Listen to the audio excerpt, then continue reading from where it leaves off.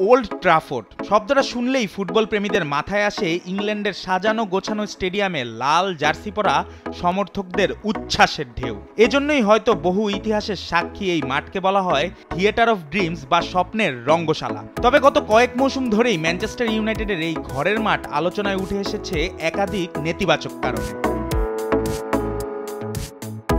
চলতি মৌসুমের শুরু থেকেই শনির দশা যেন পিছু ছাড়ছে না রেড ডেভিল শিবিরের। মাঠে কিংবা মাঠের বাইরে সমস্যা যেন দল বেঁধে ছুটেছে ম্যানিউয়ের পিছনে।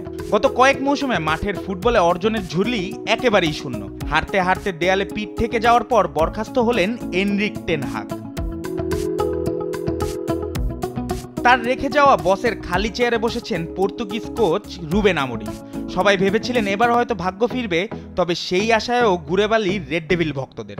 হারতে হারতে টেবিলের 13তে নেমে বড়দিন উদযাপন করতে গেছেন খেলোয়াড়রা। অর্থাৎ মাঠের সমস্যা তো দূর হয়নি, উল্টো তাদের সমস্যা পৌঁছে গেছে রান্নাঘরেও।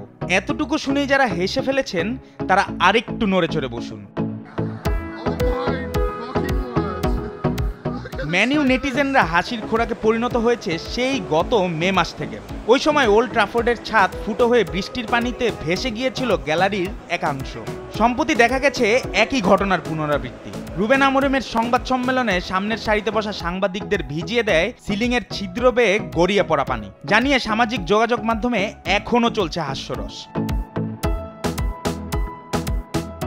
এত সমস্যা সামলাতে ম্যানিউ শিবির যখন হিমশিম খাচ্ছে, ঠিক তখনই মরার উপর খাড়ার ঘা হয়ে ওল্ড ট্রাফোর্ডের রান্নাঘরে হানা দিয়েছে ইঁদুরের দল। এমনকি ইঁদুরের এই উপদ্রবের কারণে ক্লাবটির খাবারের স্বাস্থ্যবিধির মান সর্বোচ্চ 5 রেটিং থেকে নামিয়ে দেওয়া হয়েছে 2-এ।